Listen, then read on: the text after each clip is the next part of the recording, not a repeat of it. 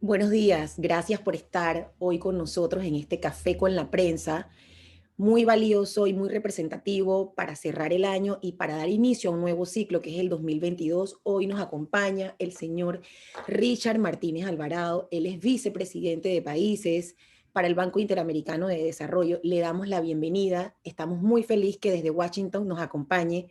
Gracias por estar aquí.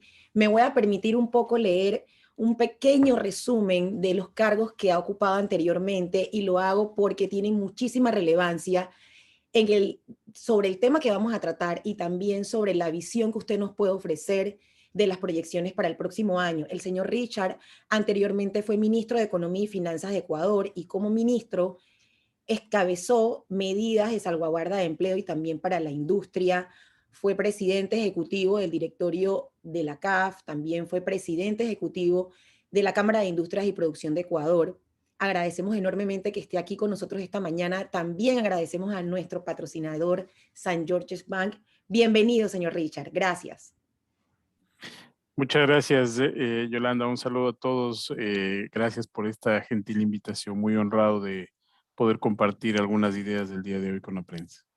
Sí, nada más como para refrescar un poco la dinámica, el señor Richard nos va a estar haciendo una presentación de aproximadamente 15 o 20 minutos. Luego vamos a entrar en un ciclo de preguntas y respuestas en las que, pues obviamente vamos a tomar en cuenta las preguntas que nos envíe nuestra audiencia y también preguntas de los temas que creemos que son anclas en esta conversación por parte nuestra. Así que cedemos el espacio. Adelante.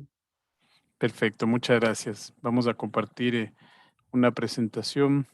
Eh, Creo que estamos ya con la presentación.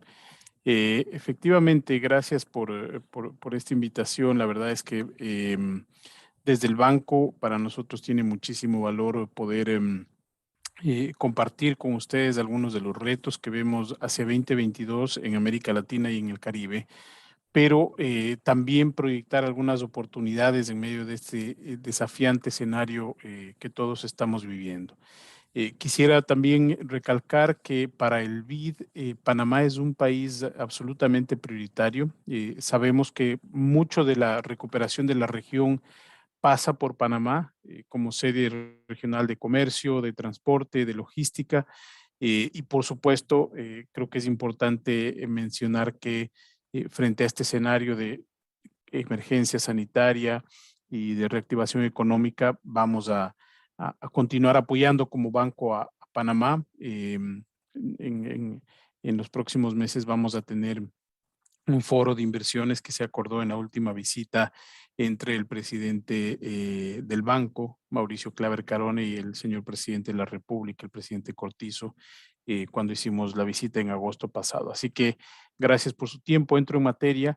Yo diría que un punto importante, si avanzamos con la lámina, muchas gracias, es no perder la perspectiva de cómo nos encontró la pandemia, ¿no es cierto? En 2019 teníamos ya una región que estaba muy acechada por el estancamiento de la productividad, que teníamos un magro crecimiento económico y fuertes desequilibrios sociales.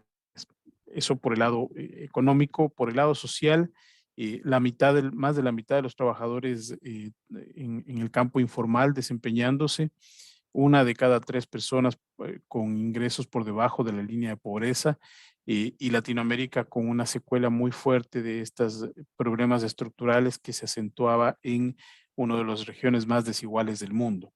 Y obviamente esto, además, con un condimento poco fácil de administrar, que es una creciente desconfianza en las instituciones públicas. Y claro, esto generó que en varios países se genere un descontento social que mostraba evidentemente que había reformas que procesar de manera urgente. Y en medio de esa dificultad entra la pandemia. ¿Qué ventajas Panamá tiene en función de otros países, ¿no es cierto? Y es que entró de alguna forma mucho mejor parado que muchos de los países de la región, pero obviamente sin estar exenta de riesgos, ¿no? Ha sido una de las economías más dinámicas del mundo en los últimos 15 años. Y en el año 2019, Panamá se convertía en el país de mayor ingreso per cápita de América Latina. Sin embargo, ese dinamismo y esa fuerza con la que venía creciendo, pues como toda la región empezó a ralentizarse, lo cual sin duda es un síntoma de un desafío importante en materia de competitividad. Em, y obviamente un problema estructural, como yo mencionaba, de la dificultad de, de tener un proceso de equidad en términos de ingreso mucho más homogéneo que otras regiones del mundo.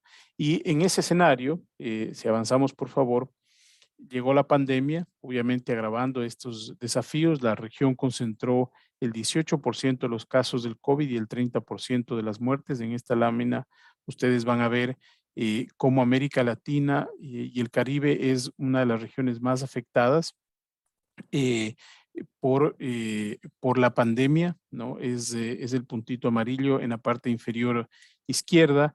Y ahí ustedes tienen tanto el dato de muertes por habitantes como la tasa de crecimiento para el año anterior en América Latina y el Caribe y comparado con otras regiones del mundo. Así que ahí se observa claramente que este efecto tan fuerte de la pandemia generó unas secuelas muy agresivas, sobre todo en empleo femenino particularmente, en pobreza, en aprendizaje o deserción escolar, que también tiene efectos de productividad de largo plazo. No solo es un tema de equidad social, pero también de productividad de largo plazo.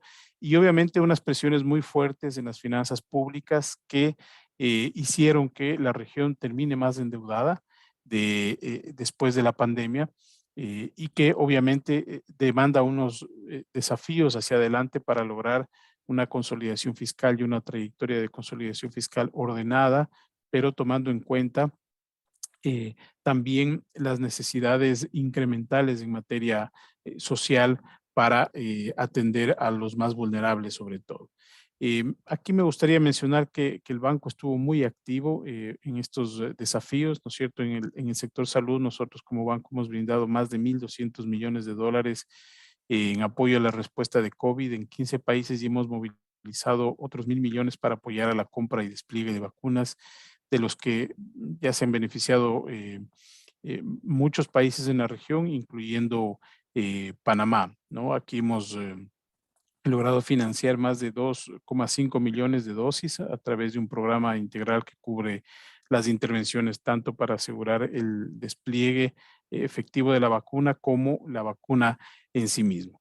Y bueno, este año que va terminando, ¿no es cierto? Hemos logrado iniciar una transición del ciclo económico hacia la reactivación, em, pero de manera particular para nosotros como banco era importante garantizar que esta visión, digamos, o que este ciclo económico venga acompañado de una visión de, de soporte para poder prender los motores del crecimiento y hacerlo de una manera que nos permita también enfrentar los desafíos del pasado. Así que ahí tenemos la visión 2025, ¿no es cierto?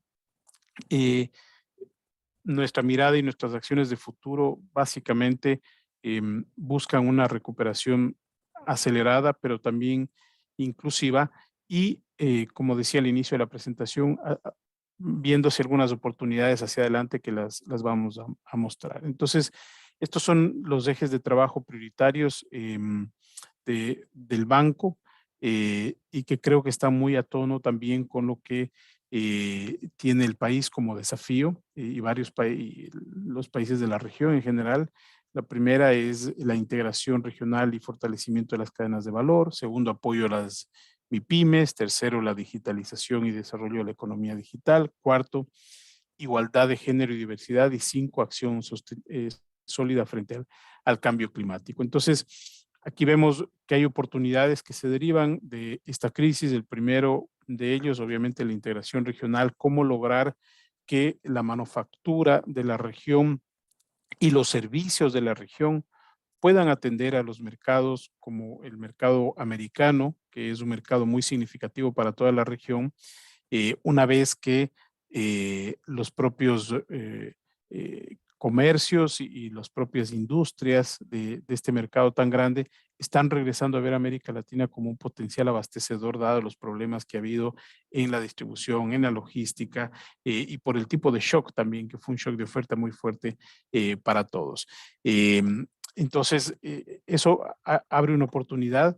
El tema de las MIPIMES es vital en términos de la cantidad de empleo que generan y que supera obviamente más del 75% en toda la región y obviamente fueron también muy afectadas muchas de ellas que no tuvieron la capacidad de sobrevivir, pequeños y micronegocios y es importante hoy darles la fuerza para que puedan reactivarse, pero también que puedan muchos entrar en una zona de formalidad que ayude a toda la economía en su conjunto. La digitalización y el desarrollo de la economía digital es un tema que aceleró la pandemia y que hoy nos dice hay una oportunidad enorme, no la desaprovechemos e incorporemos este tema en todas las acciones que vayamos a tener hacia adelante y en todas las áreas de trabajo, salud, educación, etcétera.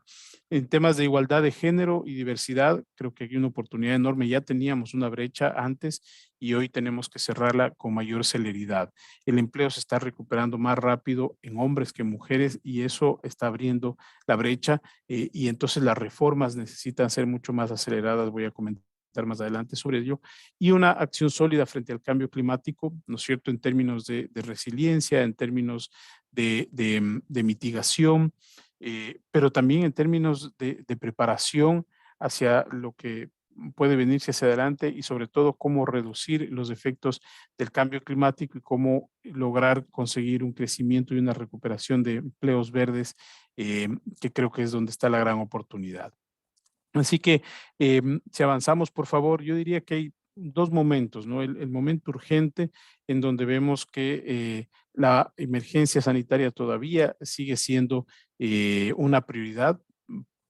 Hay países em, que todavía no han alcanzado un nivel de vacunación importante, pero entonces la emergencia sanitaria a nivel de toda la región tiene que seguir siendo una prioridad y la mejor estrategia de crecimiento es la vacunación, sin duda, y luego hay que proteger a los más vulnerables, como decía, con estrategias de desarrollo fiscal, de consolidación fiscal, para reactivar la inversión pública, pero también implementar las reformas que traigan inversión privada y fortalezcan al final del día el tejido productivo.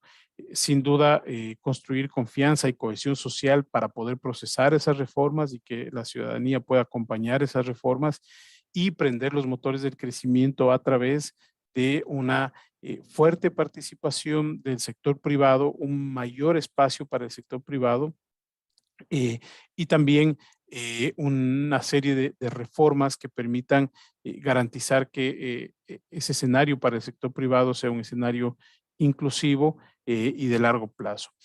Avancemos, por favor. Entonces, donde hay desafíos, nosotros decimos hay oportunidades también. Y es una mirada de mediano y de largo plazo, ¿no es cierto? Em, Creación de empleo a través del sector privado es el mayor empleador en la región, por supuesto, y necesita prender sus motores rápidamente. Mejoras en el clima de negocios, reconfiguración de las cadenas de valor, lo que ya conversamos, y también las asociaciones público-privadas, que es un tema en donde el banco está acompañando mucho a los países. Si avanzamos, por favor, a la siguiente lámina. Aquí quiero mostrarles un poquito eh, algunos números que reflejan las oportunidades, ¿no? En términos de infraestructura queda mucho por hacer en la región, no solo en infraestructura de carreteras, puertos, aeropuertos, que es lo tradicional, para acompañarlas con alianzas públicos-privadas, pero también infraestructura social, educación y salud, por ejemplo, que hoy demandan de una participación mayor del sector privado. Nuestros datos nos dicen que por cada dólar invertido en una alianza público-privada se movilizan $5 desde el sector privado, ¿no? Y aquí sí me gustaría destacar que Panamá ha hecho un notable esfuerzo reforzando su marco regulatorio e institucional en este sentido, creando la Secretaría Nacional de APPs. Y fue para nosotros un gusto tener a su responsable la semana pasada con las lecciones aprendidas y buenas políticas en APP Américas, que fue el foro que organizamos en Brasil, en Sao Paulo, como el foro regional más importante en este asunto. El otro tema es del de integración regional, ¿no es cierto? Aquí tenemos que lograr una mayor apertura comercial para la región. Algunas líneas de acción apuntando a este propósito son el nearshoring, como ya lo había señalado, una mejor regulación para disminuir los costos logísticos y reducciones de tarifas de bienes de capital e insumos de producción. Cada país tiene una dinámica diferente. También tenemos zonas económicas, uniones aduaneras, tenemos zonas de libre comercio en la región. Cada una atiende a su realidad, pero al final del día lo que tenemos que lograr es reducir las tarifas para bienes de capital y también para los insumos de producción. Sigamos, por favor.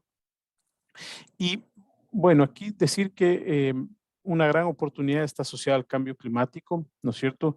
El año 2020, el mercado de bonos temáticos alcanzó un récord de emisiones y sigue al alza ese monto de emisiones.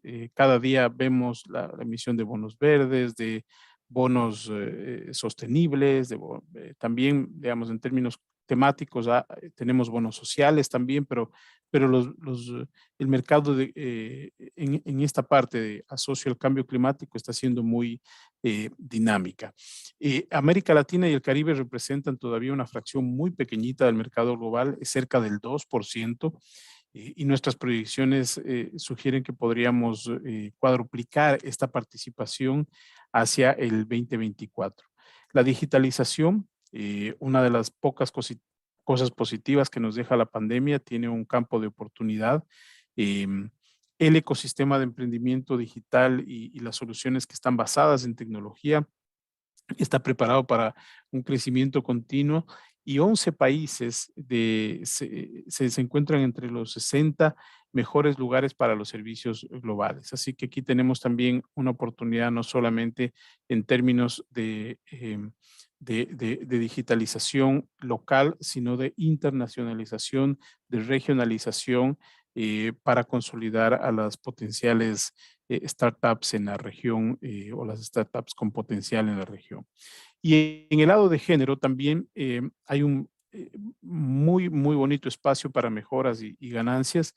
Eh, lo que vimos en la pandemia fue realmente un golpe muy fuerte para las mujeres, ¿no es cierto? Y la carga desigual en la distribución de tareas y cuidado, más del 80% de la carga de los cuidados recae en las mujeres, con efectos laborales, por supuesto, negativos. Entonces, ahí lo que nosotros hemos estudiado como banco es que pequeñas reformas de política pueden incentivar la participación laboral de la mujer, aumentando el PIB per cápita de la región entre un 45 y hasta un 25%. Obviamente, esto tiene que venir acompañado de medidas que permitan reducir la violencia de género, que es probable que haya aumentado con los confinanciamientos. Avancemos, por favor. Y aquí creo que las buenas noticias son que Panamá tiene el potencial para superar con éxito los desafíos de la pandemia, ¿no? Y aprovechar también las oportunidades que nos abren. En primer lugar, porque existen varios sectores con un amplio potencial de crecimiento en el mediano plazo, el turismo, obviamente con una modernización del modelo, que no solamente atinente a Panamá, sino a todos los países que tienen el turismo como una fuente de ingreso, la agricultura con mejores técnicas, mayor uso de tecnologías, de infraestructura, en el sector financiero también con una puesta al día, la economía digital, no solo como consumidor, sino también como productor y por supuesto la logística que en Panamá tiene tanta importancia y que para la región es tan importante, sobre todo en este proceso de regionalización de las cadenas de valor. Para materializar todo este potencial, obviamente que Panamá tiene grandes fortalezas. El centro bancario y el buen acceso a los mercados financieros internacionales es uno de ellos. El ser un país muy dinámico en los últimos 15 años y con una estabilidad macroeconómica, esto es muy importante. El tercer punto es el hub logístico, ¿no es cierto? Creo que eso también le da muchísimo valor a Panamá, y ser un gran un receptor de inversión extranjera y oportunidades de nueva inversión, creo que es vital porque tiene experiencia en atraer sedes de empresas de multinacionales que operan en toda la región y eso está acompañado de algunos regímenes especiales existentes en el país o también de la capacidad de atraer el talento extranjero cualificado. Así que allí yo creo que tenemos una buena historia que contar. Avancemos, por favor. Y nosotros como banco aprobamos recientemente nuestra estrategia con Panamá para el año 2021 y 2024, en acuerdo con el gobierno, por supuesto, y esta estrategia está enfocada en tres áreas prioritarias. La primera, modernización en la gestión pública, la mejora de la provisión de los servicios públicos y la reactivación y la diversificación de la productividad. Así que estamos muy a tono entre el gobierno y lo que la visión 2025 del banco proyecta y eso para nosotros es muy positivo en términos de pensar ya en esta fase de recuperación y una recuperación inclusiva y sostenible. Avancemos, por favor. En cuanto a los temas de modernización de gestión pública, lo que vemos que el rezago institucional panameño tiene un desafío y entonces aquí modernizar la gestión es necesario, ¿no es cierto?, para aumentar la efectividad de la administración tributaria y promover también la transformación digital.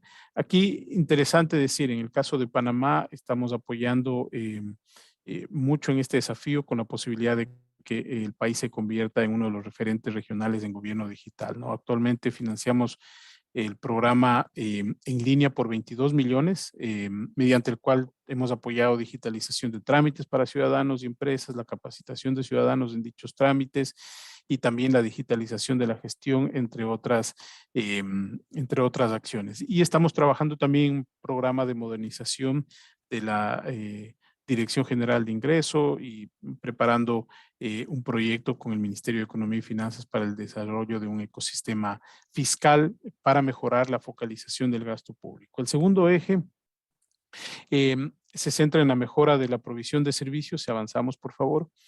Y aquí Panamá continúa siendo uno de los países más desiguales, que tiene muchos desafíos y que es un desafío para resolver hacia adelante. Bueno, aquí yo creo que el desafío también es garantizar que se pueda trabajar en una estrategia territorial que dé cobertura a esas personas más pobres.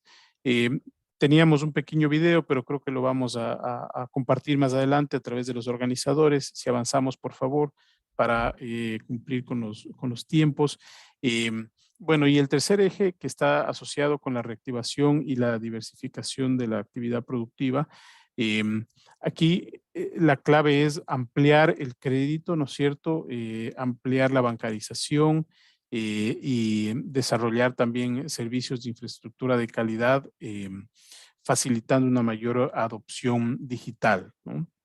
Y sobre todo desarrollando servicios para el crecimiento del turismo y la agricultura. Como ejemplo, estamos ya inyectando liquidez a las MIPIMES, lo estamos haciendo a través del Banco Nacional de Panamá. Entre el 2020 y el 2021 hemos aprobado dos operaciones por 150 millones cada una y que han beneficiado a miles de MIPIMES y han generado más de 15,000 empleos según nuestros cálculos, ¿no? Y estas MIPIMES están enfocadas en comercio, agricultura, la mayoría son microempresas y obviamente también tienen un importante enfoque de género. Estamos apoyando también a Panamá a desarrollar su estrategia de nearshoring y estamos también apoyando, como mencionaba, en los temas de alianzas público-privada para el desarrollo de un marco normativo robusto y sobre todo para que la Secretaría Nacional de PPs pueda contar con una cartera de proyectos y el desarrollo de la digitalización.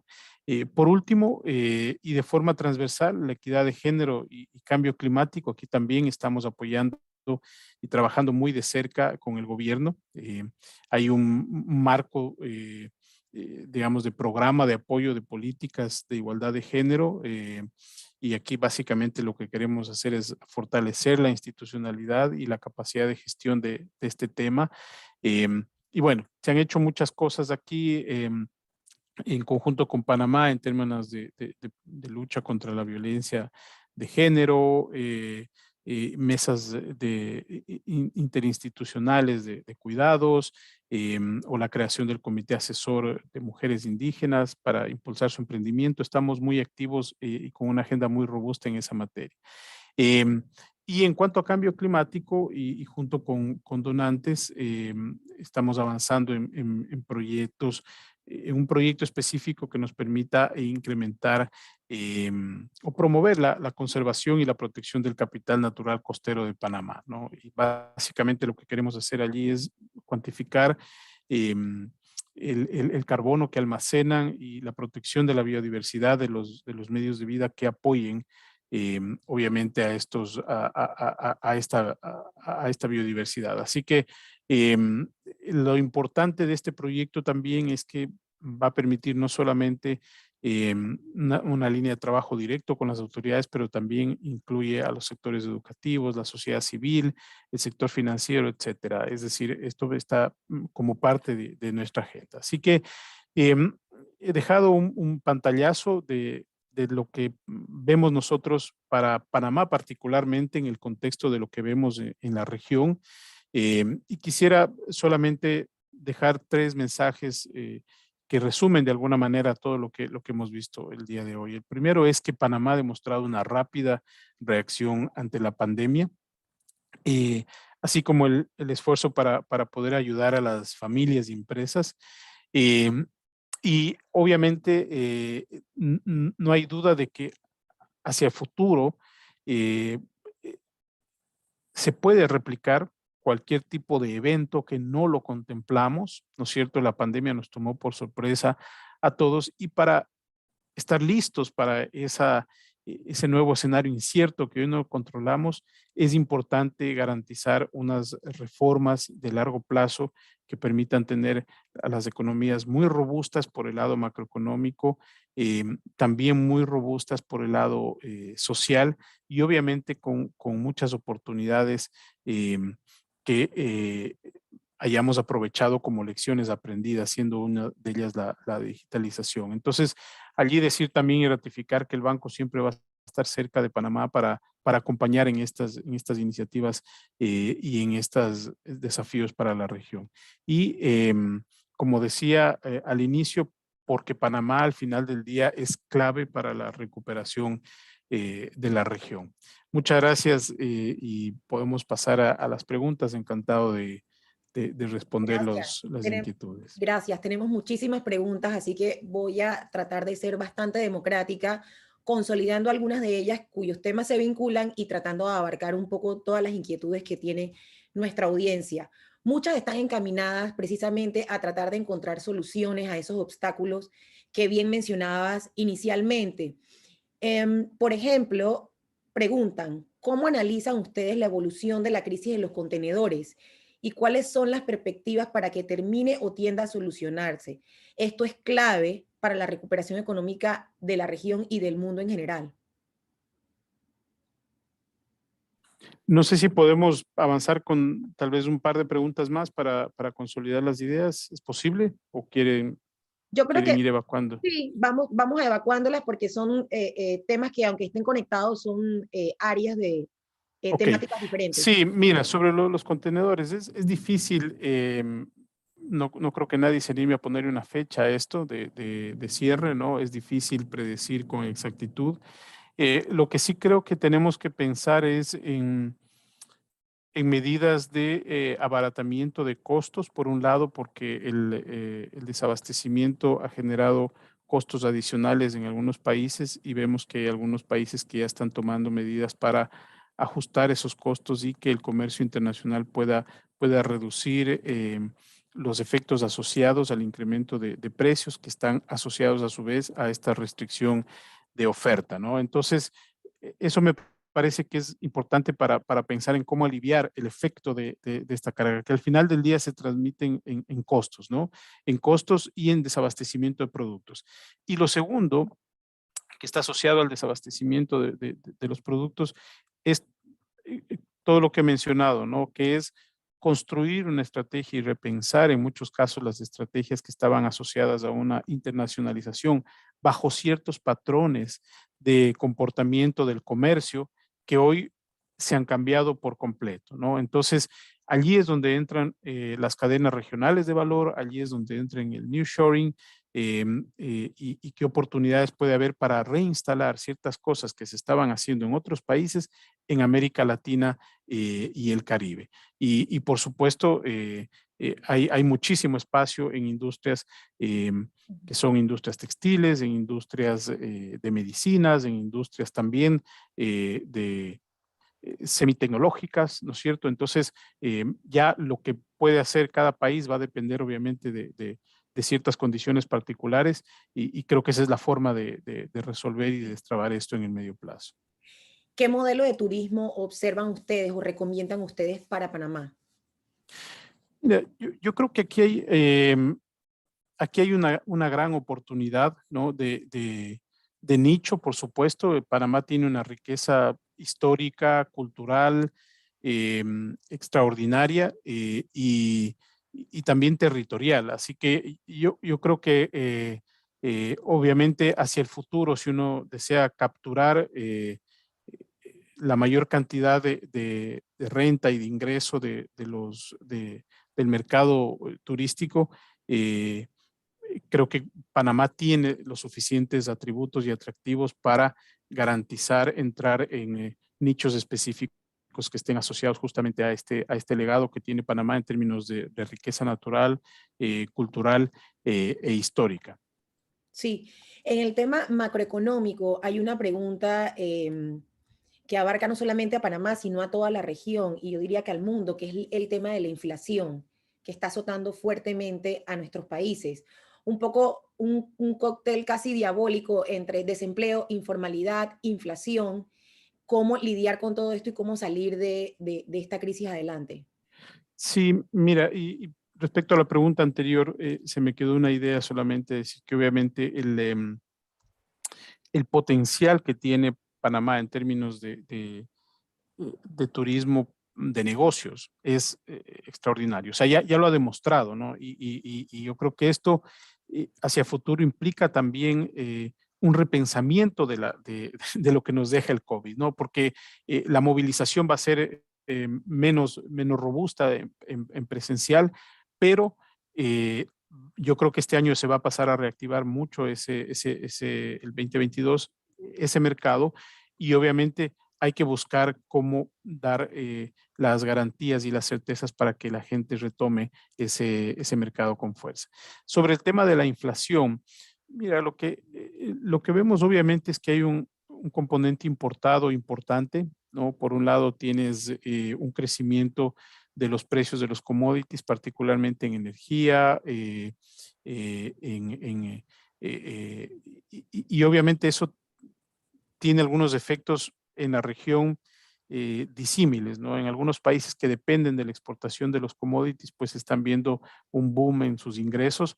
Y por el otro lado, tenemos países que importan muchos de esos incrementos de precios. Entonces, em, eh, las cifras nos dicen a nosotros que la inflación va a empezar a estabilizarse en los próximos años, pero sin duda es un tema que hay que monitorear de cerca. Aquí, sobre todo en países con tipo de cambio flexible, Panamá por supuesto no es el caso, van a jugar un rol clave los bancos centrales, ¿no? Para adecuar las expectativas eh, con la política monetaria y garantizar que eh, se pueda tener una inflación controlada. Pero sin duda creo que aquí eh, la mayor oportunidad, digamos, es garantizar que los costos que hoy están afectando no solamente al consumidor, sino también al productor, se puedan aliviar lo más rápido posible. Como decía, en el caso de los contenedores, por ejemplo, vemos algunos países que están tomando decisiones asociadas a la reducción de los costos, por Sí. ejemplo, de los fletes, etcétera. Entonces, hay que actuar rápidamente para evitar que este cóctel que usted mencionaba sea más lacerante para la población, sobre todo para la población más pobre. En el Ujú. tema fiscal, aterrizando en este punto, preguntan cómo pueden los países encontrar un balance entre la consolidación fiscal que se necesita y los altos niveles de endeudamiento versus la necesidad de elevar inversiones para reactivar la economía. Muy buena pregunta. Mira, cuando uno ve la proporción deuda-PIB, ¿no es cierto? En América Latina es claro que esta se incrementó en el año 2020 y 2020 particularmente, tanto por el lado por efecto del numerador, digamos, la deuda aumentó, y tanto por el lado del denominador, el PIB cayó. En consecuencia, la proporción deuda-PIB es más alta. Em, y nosotros apuntamos mucho a que hay que acelerar de manera sostenida el crecimiento de la economía. Es decir, tenemos que agrandar el denominador para que este ratio deuda-PIB vaya encontrando su estabilidad en el medio plazo. Ahora, ciertamente en el tema fiscal hay tarea por hacer. Y aquí creo que, digamos, hay mucha literatura sobre lo que se puede hacer por el lado de los ingresos, por el lado de los gastos, pero creo que la solución está en el cómo afrontar esa discusión, y esto demanda de mucho diálogo, de mucho consenso y de mucha generación de conciencia de la realidad.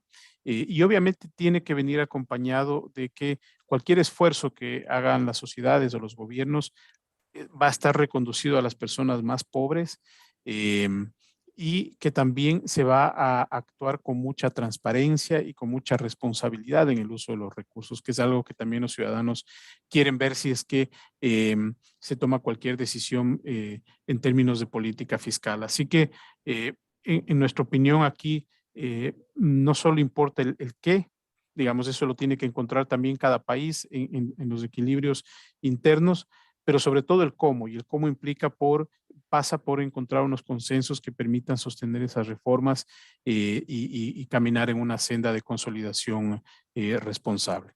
Para nuestros países, me atrevería yo a decir que ha sido muy complicado porque históricamente hemos sido muy reactivos y en este contexto nos hemos abocado o enfocado en resolver la crisis puntual y sanitaria, pero quedan este otro listado enorme de desafíos que tenemos que afrontar.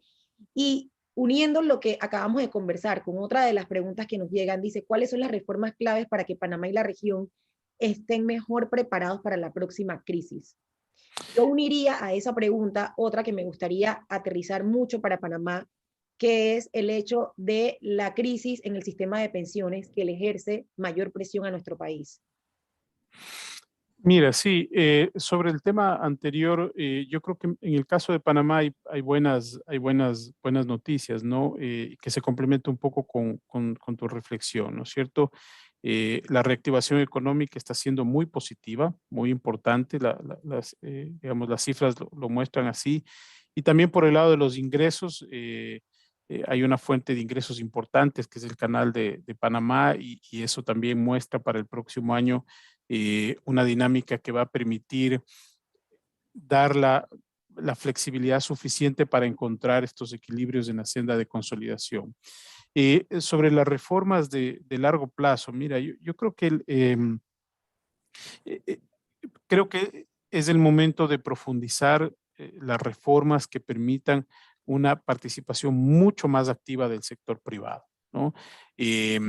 Reformas que a su vez permitan la formalización de las empresas, y eso se logra a través de la digitalización como uno de los factores claves, y la facilitación del acceso eh, a los servicios por parte de las empresas pequeñas, sobre todo, que encuentran muchos desincentivos en esa formalización, y es importante irlas acompañando. Por supuesto, creo que una de las grandes tareas también hacia el futuro es cómo logramos revertir la pérdida de capital humano del efecto del cierre de las escuelas, ¿no? O sea, esto va a tener un efecto de largo plazo. Eh, Todavía es difícil predecirlo con exactitud, pero todos sabemos que esto va a tener un efecto en términos no solo de equidad a futuro, sino también de capital humano. Y allí hay que ser muy creativos, pero también rápidos en la actuación para reabrir las escuelas de manera ordenada, para generar los incentivos para que las personas puedan ir rápidamente y con seguridad a las escuelas, para lograr hacer un match entre esa pérdida y la transición hacia eh, los próximos años, de tal manera que los niños, los jóvenes que estaban en la escuela, en el colegio, no vean afectado su futuro y en consecuencia puedan incorporarse también de una manera competitiva al mercado laboral. Y sin duda, yo apuesto porque que hay temas muy complejos como los que tú mencionabas, ¿no es cierto? Que en la región, no solo en Panamá, en la región presentan desafíos, ¿no? Los sistemas de pensiones en la región presentan hoy desafíos en términos de sostenibilidad. No son reformas sencillas de emprender, Así es. eh, pero al final del día, regreso al punto, me parece que soluciones, eh, digamos, hay muchas, varias de ellas complejas, pero tal vez en lo que estamos insistiendo nosotros es que lo más importante en este momento es encontrar una zona de convergencia, de cohesión social y de diálogo que permita procesar esas reformas en campos tan importantes para la sostenibilidad del futuro de las finanzas públicas, del beneficio de los ciudadanos y también de estos espacios cuasi fiscales, ¿no? Para evitar contagios futuros de crisis que vengan por otros senderos. Sí, me permito, Richard, hacerte dos preguntas que están casadas, no solamente porque le hace la misma persona, sino porque tienen relación con el tema. Y dicen, ¿qué respuesta le podemos dar a los emprendedores que ya están endeudados y que no han podido hacerle frente a las deudas? ¿Y cómo hacemos para refinanciar si no tienen buenas referencias debido al cierre de las empresas? Yo agregaría aquí, si ustedes conocen de algunos modelos que se han puesto en marcha en otros países que nos pueden servir de ejemplo. Sí, mira, sobre el tema del sistema de pensiones para complementar nada más lo que mencionaba, em, conozco que el gobierno ha instalado una mesa de diálogo y eso me parece sumamente positivo y creo que ese es el camino para ir labrando ese consenso a mediano plazo. Sobre los temas crediticios, yo creo que aquí claramente hay que separar, digamos, las empresas que venían bien de las que no venían tan bien antes de la pandemia, ¿no? Y si uno tiene que hacer una selección de política pública, tiene que apostar por aquellas empresas que tenían buenos indicadores pre-pandemia, ¿no? Em, y como prioridad, obviamente hay que soportar a todas, pero como prioridad. Y claramente yo creo que lo otro que tenemos que preservar es que las carteras, sobre todo el sistema financiero, dado que hubo un incremento también del financiamiento en el año 2020, y esto lo vemos en toda la región, no se deterioren, ¿no es cierto? Entonces, el equilibrio tampoco es sencillo porque hay que robustecer una supervisión que garantice la solidez, la solvencia y la robustez del sistema financiero, pero por el otro lado también hay que activar ciertos mecanismos de oxígeno. En algunos países lo que se ha hecho es, eh, por ejemplo, identificar mecanismos específicos que permitan a cierto tipo de emprendimientos regresar a una categoría de perfil de riesgo diferente o prepandemia, mejor dicho, diferente a la que están actualmente, ¿no? Porque, o sea, aislar el efecto de la pandemia en su historial crediticio es una de las cosas que hemos visto que ha funcionado en la región. Y ese es un trabajo muy quirúrgico, como decía, porque también hay que sopesar eso, o sea, uno no puede hacer un corte general porque también podría terminar generando una contaminación al sistema. Entonces, allí hay que hacer un corte muy específico. Y obviamente lo que estamos viendo también es que en algunos países se ha activado mecanismos de acompañamiento de equity, que es lo que están necesitando muchas de las MIPIMES, es decir, no tanto financiamiento, no tanto crédito, sino equity. Y también hemos visto programas de refinanciamiento en la región con eh, periodos de gracia, con plazos más alargados y también con algunas subvenciones estatales para garantizar que esas empresas que estaban sanas, que venían sanas, que se vieron afectadas por la pandemia, que es un shock que no controlan, puedan sostenerse en el largo plazo. Sí, sabemos que el BID apoya ya sea con asesoría técnica y especializada y también a través de programas de financiación a las pequeñas y medianas empresas. ¿Cómo le siguen la pista a la buena ejecución de estos fondos? Eh, Mira, nosotros obviamente tenemos equipos en cada país que están, digamos, siguiendo parámetros muy rigurosos de accountability para garantizar que los recursos tengan un alto impacto en el desarrollo en términos de lo que es el rol del banco, ¿no es cierto? De garantizar que las decisiones que tomamos en conjunto con los países y que acompañamos puedan tener el efecto importante en el desarrollo.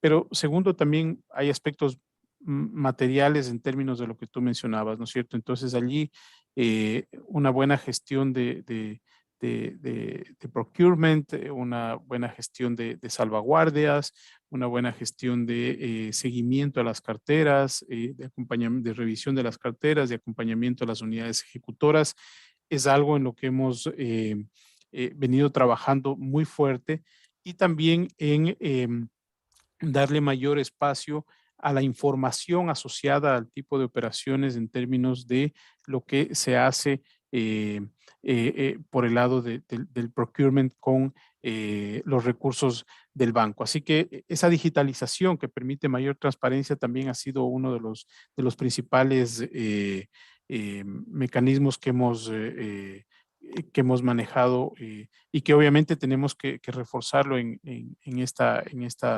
pandemia. Sí, dándole un giro a nuestra conversación, pero todo está conectado y yo quisiera como que abordar todas las preguntas o al menos todos los temas que nos están llegando. Las medidas de subvención preocupan porque aunque se necesitan y son necesarias para un grupo de la población, no pueden ser permanentes. Y la pregunta aquí es, ¿qué hacer con esa generación que hoy en día está carente de oportunidades, que necesita esas subvenciones, pero que no se puede acostumbrar a tenerla en el largo plazo porque son insostenibles? Totalmente de acuerdo, en el sentido de que, digamos, las subvenciones por principio tienen que ser temporales, tienen que ser específicas, ¿no es cierto? Y tienen que tener un parámetro de transparencia muy claro, ¿no?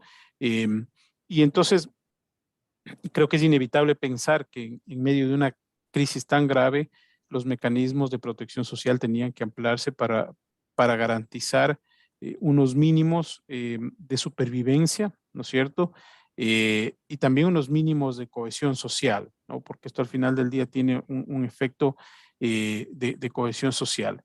Y la clave hoy es ir, digamos, encontrando el espacio para que esas subvenciones se mantengan realmente en quienes lo necesitan en un escenario post pandemia o un escenario independiente de la pandemia. Es decir, hay gente que ya necesitaba algún tipo de subvención pre-pandemia, pues digamos, ahí hay grupos de la población muy vulnerables que lo van a seguir necesitando.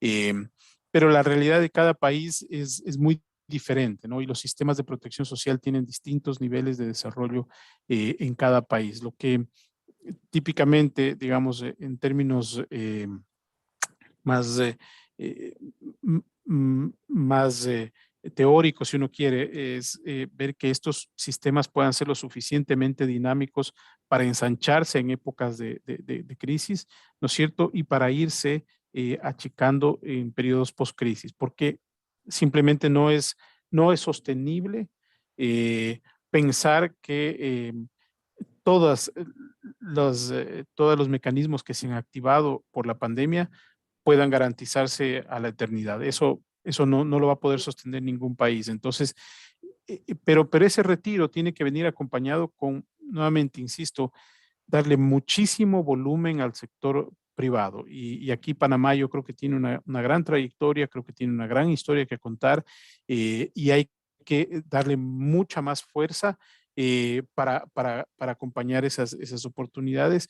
Y creo que Panamá está haciendo, digamos, algunas cosas eh, muy positivas para abrir esas oportunidades a estas personas que tienen que insertarse ya al mercado laboral, que es lo que esperamos todos. ¿No? Sí, así lo esperamos. Realmente ha sido muy duro desde el campo laboral tener a tantos desempleados, más de 280.000 desempleados, con una tasa de crecimiento del desempleo realmente preocupante, ¿no? Y es ese sector privado el que ha cargado con esa crisis laboral que nos ha dado la pandemia, porque, bueno, no han podido regresar la mayoría de esos trabajadores a sus puestos de trabajo. Mira, esto quería también, Richard, comentarte un poco, hablando de esa focalización de los fondos que mencionabas, el problema de nuestros países es más falta de fondos o más mala distribución de estos fondos. Mira, yo creo que recursos de financiamiento existen hoy por hoy, ¿no? Y creo que es clave buscar eh, los equilibrios dentro de cada país para que exista una adecuada priorización de esos recursos a los que se acceden. También hay que tener cuidado porque, digamos, la potencial ilusión de tener más recursos puede toparse con un techo de sostenibilidad también hacia el mediano y largo plazo. O sea, no es fácil el escenario, pero a lo que nosotros estamos apuntando es a acompañarle a la región hoy con más recursos, no solamente del banco, sino movilizando más recursos del banco a favor de los países. em, y que al final del día la dinámica de crecimiento no solamente regrese a los niveles prepandemia, porque hoy lo que estamos viendo es una recuperación, obviamente, de un shock tan grande que tuvimos, pero sino cómo prendemos los motores del crecimiento hacia adelante, es decir, cómo sostenemos ese crecimiento y cómo mejoramos la productividad para garantizar ese crecimiento inclusivo. Y aquí yo he dejado algunas ideas de cómo vemos nosotros ese desafío. El problema del empleo, como tú lo mencionabas, es un problema muy, muy fuerte y lo mencioné yo en mi presentación. Estamos viendo cómo la recuperación está siendo del empleo, digamos, se está recuperando, cayó el empleo fuertemente, se está recuperando, pero se está recuperando más rápido en los hombres que en las mujeres. Entonces, hoy es necesario que pensar en las reformas y cada país tiene su dinámica, digamos, y sus marcos regulatorios, pero cómo pensar en esas reformas para que más mujeres se puedan incorporar rápidamente al mercado laboral y así ganar, reducir brechas de inequidad, ganar espacios de productividad y también poder reducir problemas sociales asociados al desempleo femenino a largo plazo. Ujú. Claro, porque esa intersección tiene gran impacto a nivel social, como sociedades y hogares liderizados únicamente por mujeres, hogares monoparentales. Hablaste de la confianza o la desconfianza en las entidades públicas. Si pudieses hacer una lista de 3 cosas fundamentales para Panamá y Centroamérica en pro de lograr esa confianza que se necesita a nivel de entidades públicas, ¿cuáles serían esos 3 factores claves? Mira, yo creo que el principal factor asociado a la pérdida o a la recuperación de confianza en cualquier país está asociado a la transparencia, ¿no? Yo creo que la transparencia en el buen uso de los recursos, la transparencia en las normas con las que se actúa es muy importante. El segundo tiene que ver con la previsibilidad, ¿no? La capacidad de anticipar y de poder tener claramente, digamos, asociada eh, desde el punto de vista de la ciudadanía, de los actores distintos, empresarios, académicos, etcétera, tener capacidad de prever hacia dónde van a ir las cosas. Y el tercero, abrir este diálogo, por eso yo subrayaba la importancia de este mecanismo de diálogo que ha abierto el gobierno para tratar los temas pensionales a futuro, porque me parece que eso construye confianza.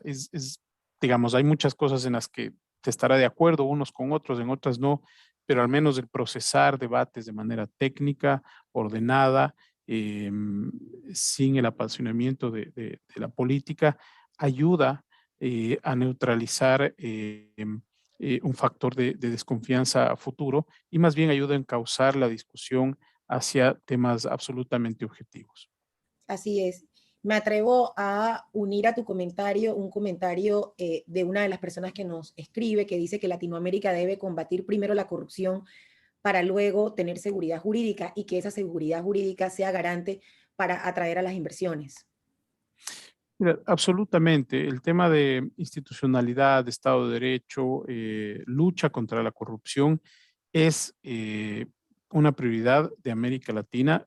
Ha sido una prioridad para el banco y lo va a seguir siendo, ¿no? Y en esto que está asociado a la confianza, la posibilidad de tener marcos regulatorios claros y sólidos para evitar que este lastre siga generando más daño a la región es sin duda importante. Pero Em, esto demanda de muchísimos factores que convergen al final del día en una buena gobernanza, en más transparencia, en más oportunidades, también en sistemas sólidos de independencia de poderes, en sistemas sólidos judiciales, en sistemas sólidos de denuncia que le den confianza a los ciudadanos y obviamente allí hay mucho trabajo por hacer y el banco está encantado de acompañar la agenda en todos los países de la región.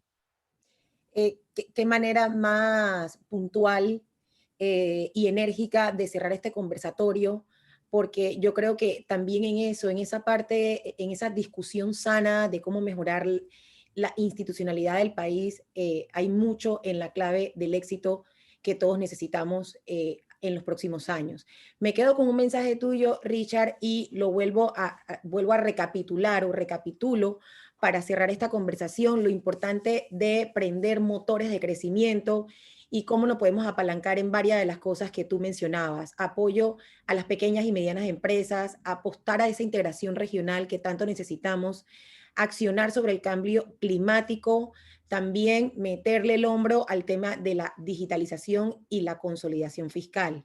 Gracias por acompañarnos en esta mañana. También aprovechamos la oportunidad para agradecer a nuestro patrocinador, San George's Bank.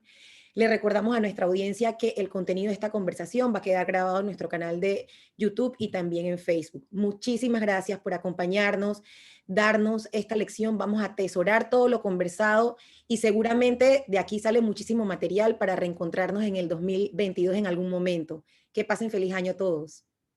Felices fiestas. Muchas gracias por la invitación y saludos a Hasta todos. pronto. Que estén bien todos.